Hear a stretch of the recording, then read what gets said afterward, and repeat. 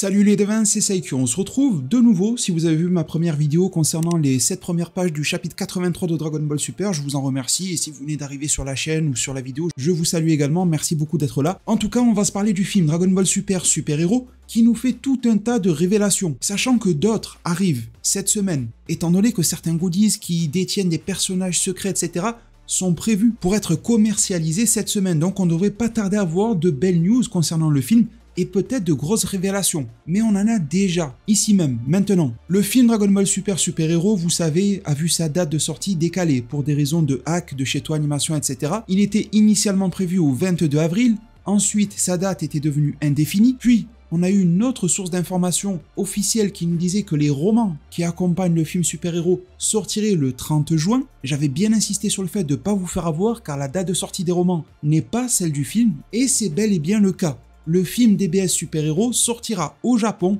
le 11 juin 2022, à condition qu'il n'y ait plus de retard, de hack et de je ne sais quoi. Mais c'est la nouvelle date officielle. Et à ce propos du 11 juin, l'affiche officielle a été mise à jour, non pas visuellement, en tout cas non pas au niveau de l'art, c'est toujours le même, mais ils y ont apposé la mention 11 juin. Alors j'ai une petite interrogation sur le sujet et je vous avoue que là je n'ai pas la réponse, je colle. Si vous étiez là sur ma vidéo concernant les romans, je vous disais que étant donné que les romans sortent le jeudi 30 juin et que les films au Japon, tous les films sortent le vendredi, il me semblait convenable de penser que le vendredi 24 juin serait une date parfaite de sortie du film. En tout cas, il fallait que ça sorte un vendredi. Sauf que là, c'est le 11 juin. Alors j'ai envie de dire, vaut mieux le 11 juin que le 24. C'est un petit peu plus tôt, je suis content, mais le 11 juin, c'est un samedi, pas un vendredi. Je me suis dit qu'il y avait peut-être un jour férié ou quelque chose de la sorte le vendredi 10 juin qui poussait à décaler le tout au samedi, et d'après mes petites recherches, non, il n'y a pas de jour férié le vendredi 10. Alors est-ce qu'il y a une sorte d'événement japonais, je ne sais pas, qui empêche que ça sorte le vendredi 10? Je sais que c'est pas grand chose, c'est anecdotique, mais c'est comme si un film sortait en France le jeudi au lieu du mercredi. Il y aurait quand même matière à s'interroger. Enfin bon, l'information est là, ça sort le 11 juin. Mais ce n'est pas tout. C'est bien loin d'être tout, étant donné que le magazine Weekly Shonen Jump, non pas le V-Jump, le magazine mensuel, le magazine hebdomadaire Weekly Shonen Jump, a dédié l'une de ses pages au film DBS Super Hero. Elle est principalement dédiée au Dr Edo du ruban rouge, et si tout ce qui est affiché et dit semble plutôt anecdotique, semble déjà connu, hormis le fait déjà que le Dr Edo arbore un visage beaucoup plus sérieux qui a l'air moins concon si vous me pardonnez l'expression. On pense que l'on pensera du chara-design, mais au moins il a une certaine force de détermination qui se lit dans son visage, il n'a pas l'air un petit peu perdu comme dans les précédents visuels, c'est déjà pas mal. Mais surtout, c'est en tout petit, on ne le voit pas beaucoup, mais regardez tout en bas de la page. Encore mieux, je vais zoomer. Regardez cet insecte qui nous est présenté, et je suis sûr qu'il vous rappelle un élément également crucial de Dragon Ball, ou de l'anime Dragon Ball Z si vous n'avez jamais lu le manga. Alors grâce à DBS Hype sur Twitter et à dbs-france.fr sur leur propre site dont les liens sont en description, je vous traduis l'intégralité de la page. Je cite, le Dr Edo est un scientifique de génie qui s'est rallié au chef de la nouvelle armée du ruban rouge, sous-entendu, je suppose, Magenta, et qui a créé de nouveaux cyborgs, Gamma 1 et Gamma 2. Quelles sont donc ses ambitions? Nous en dirons un peu plus dans le prochain numéro. Ça veut dire que la semaine prochaine, mes très chers devins, le Weekly Shonen Jump va également nous faire des révélations sur le film. S'ils nous en disent un peu plus la semaine prochaine et que cette même semaine en cours, des goodies sont prévus pour faire de nouvelles révélations, je pense que cela veut dire que les goodies vont bel et bien amorcer de nouvelles choses sur lesquelles le magazine, le prochain Weekly Shonen Jump, pourra rebondir. En tout cas, ça c'est ma déduction, ma compréhension. Concernant l'insecte, juste au-dessus de lui, il est écrit qu'il est un cyborg agent. Il s'appelle Hachimaru, ou plutôt, pour s'épargner un accent japonais ridiculement employé par moi-même, Hachimaru. Il semble avoir des capacités terrifiantes. C'est ce qui est écrit noir sur blanc dans le magazine. Alors là, avec ce Hachimaru, on est clairement dans des bases de type Cell. Je pense que vous n'aurez pas manqué l'époque du Dr Gero qui a envoyé son insecte cyborg en tant qu'espion pour récupérer des informations sur les techniques de Son Goku et autres, mais aussi qui allait prélever de l'ADN des différents guerriers, en sachant qu'il y allait de bon cœur. Vegeta, Roi Cold, Freezer, il avait récupéré de l'ADN un petit peu partout. Alors là, on semble vraiment sur la piste d'une théorie que je vous présente en fait depuis les tout débuts, où ce film Super Hero a été révélé sur ma chaîne, le fameux Cell 2.0. Je l'ai parfois appelé Gamma Cell, parfois Cell 2.0, mais au final, l'idée qu'il y avait derrière a toujours été la même, la reconstruction d'un nouveau Cell sur la base de l'idée du précédent, mais une version améliorée, une version mise à jour qui qui n'est pas le Cell original sorti de l'enfer, à condition qu'il aurait une âme, ça c'est sujet à discussion, mais ça serait une reprise des plans originaux qui serait retravaillé par le Dr Edo avec des éléments actuels. Ce que nous dit également ce texte, il va falloir faire bien attention aux traductions, c'est que le Dr Edo manipule le fameux Hachimaru. Mais attention, car certaines traductions erronées disaient que c'était Hachimaru qui manipulait le Dr Edo. Alors je ne suis pas en train de vous dire que ça ne sera pas le cas, peut-être que ça sera la surprise du film, ça on n'en sait rien. Mais la traduction correcte dit bien que c'est le Dr Edo qui manipule l'insecte Hachimaru. Et je vous avoue que je regrette un petit peu que ça ne soit pas la fausse traduction qui ait raison, parce que là on se retrouve dans le cas typique de l'arc Cell. Le Dr Gero manipulait son petit insecte, le Dr Edo semble en faire de même. Avec l'insecte manipulateur qui dirigerait Edo dans une certaine voie pour faire ensuite dériver le cocon, peut-être même s'emparer du corps qui est à l'intérieur pour y injecter son esprit, ça aurait pu être cool. Mais bon, malgré tout, de bonnes surprises peuvent toujours apparaître. Si on lit la suite de cette page-là, il nous est dit concernant le Dr Edo que c'est un méchant et qu'il est maniaque des super-héros. On ne peut que remarquer la combinaison que porte le Dr Edo. En réalité, cet homme semble être un très gros maniaque de super-héros. De plus, concernant le cocon, il est dit mais quelle peut bien être cette énorme machine? Dans la base de l'armée du ruban rouge, il y a une étrange machine qui semble couver quelque chose. Est-ce aussi le Dr Edo qui a confectionné cela? À la vue de ces deux textes, on comprend qu'il y a deux points majeurs. Le premier étant le fanatisme des super-héros du Dr Edo qui pourrait le pousser à réaliser certains objectifs, surtout s'il est lié encore plus qu'on ne le croit aux super-héros, un membre de sa famille ou autre, et je vais vous en reparler un petit peu après. Mais aussi et surtout, cette phrase autour du cocon nous demande si c'est réellement Edo qui a créé cela. Un peu comme s'il y avait eu une autre interaction. Alors ça peut être celle du petit insecte Hachimaru, mais on nous dit qu'il obéit au doigt et à l'œil à Edo. Également en interview, récemment, les producteurs du film nous ont dit qu'il y avait divers intérêts qui étaient mixés à l'intérieur du ruban rouge.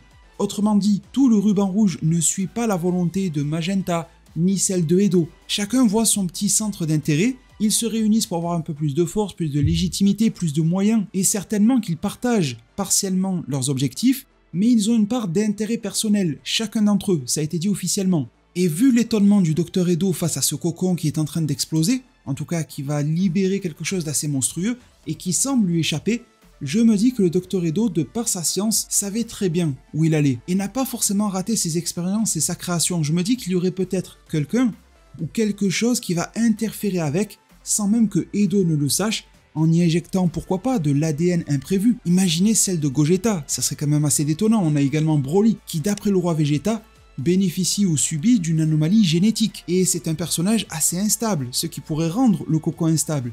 Il y a également du Ki divin à foison qui est arrivé sur la Terre, par Goku et Vegeta bien sûr, mais aussi par Beerus et Whis, même si j'ose croire qu'ils auraient bien vu qu'un insecte était en train de siphonner de leur ADN, encore que pendant que Beerus ronfle, pourquoi pas. Moro s'est présenté sur la Terre dans le manga, beaucoup de personnages intéressants, Merus, 7-3, il y a tout un potentiel à exploiter, à condition que le Dr Edo et que Hachimaru n'aient pas fait la même erreur que le Dr Gero. Le Dr Gero s'était trompé, en arrêtant les investigations, en arrêtant de recueillir des infos et de l'ADN, jusqu'à même zapper et passer à côté donc du Super Saiyan de niveau 1. Avec ces images qui nous montrent Majin Buu, il se peut que le Dr Edo s'en soit arrêté aux événements de l'arc Buu sans prendre connaissance du Ki divin, des nouvelles menaces et des évolutions version Super. Le Dr Edo s'en serait arrêté là, mais un autre esprit intelligent, de renom, à la base de toutes les plus grandes menaces du ruban rouge, n'aurait pas fait cette erreur, ou plutôt ne l'aurait pas commise une seconde fois. Je pense que vous voyez où je veux en venir. Il se peut, là ce n'est que théorie, mais que pourquoi pas, l'esprit du Dr Gero soit encore stocké quelque part, dans un super ordinateur, dans un certain réseau, qu'il ait continué de penser, qu'il ait continué de se restaurer petit à petit, cela lui aurait pris des années. Et donc il créerait un Cell 2.0, le Cell ultime, plus que parfait, et j'irais même au-delà de ça, pour combler toutes les erreurs du passé, le Dr Gero pourrait même avoir envie de s'injecter lui-même à l'intérieur de sa création, en prendre le corps. Imaginez l'esprit extrêmement intelligent, stratège, et on l'a vu dans ses combats du Dr Gero, il n'était pas bien puissant, mais il a donné tellement de fil à retordre à Vegeta, à Piccolo, il a même pu s'enfuir, libérer ses 17 et ses 18 grâce à son intellect. Imaginez que cet esprit-là récupère un corps plus que parfait. Un corps atteignant voire dépassant les capacités actuelles des menaces de Dragon Ball Super. Il ne serait pas bourrin comme l'était Cell. Cell raisonnait beaucoup comme un Saiyan, voire même comme Freezer parfois, etc. Il était intelligent, mais il manquait de calcul, il se laissait emporter par ses émotions et ses instincts primaires. Le Dr Gero ne ferait pas cela. Et cela en plus, vous le savez si vous suivez mes reviews du manga DBS, viendrait me combler.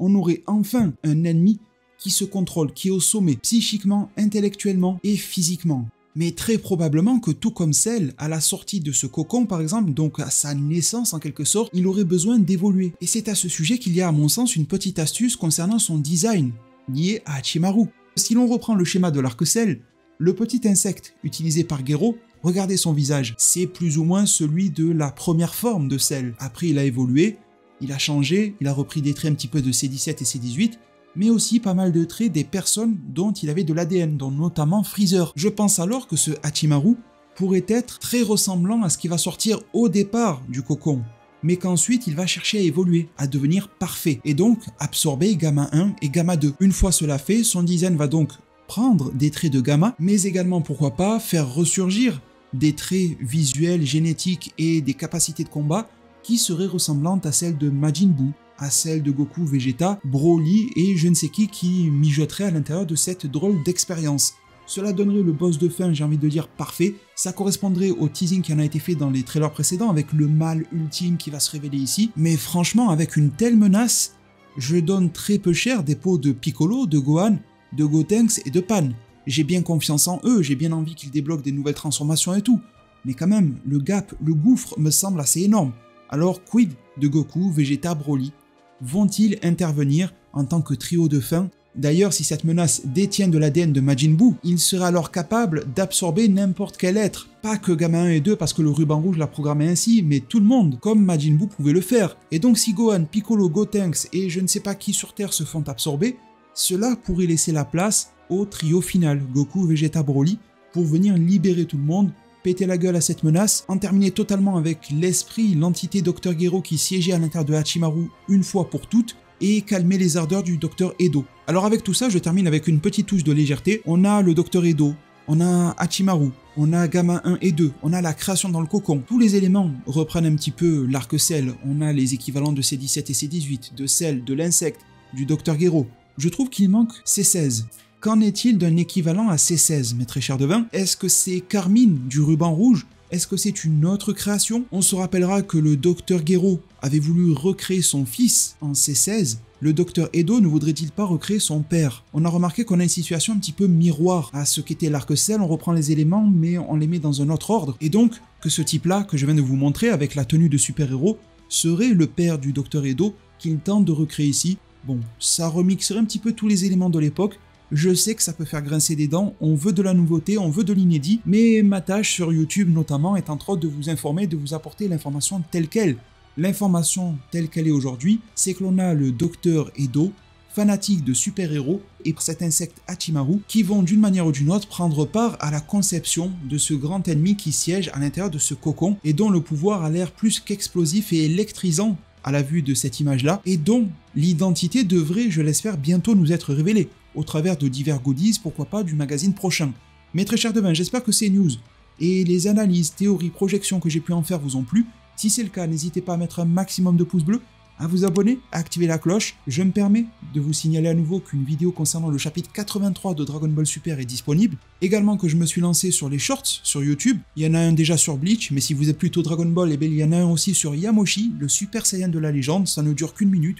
Je vous mets les liens de tout ça en description, faites-vous plaisir. Merci encore une fois pour tout, prenez tous extrêmement bien soin de votre futur, et à plus pour de prochains arts divinatoires.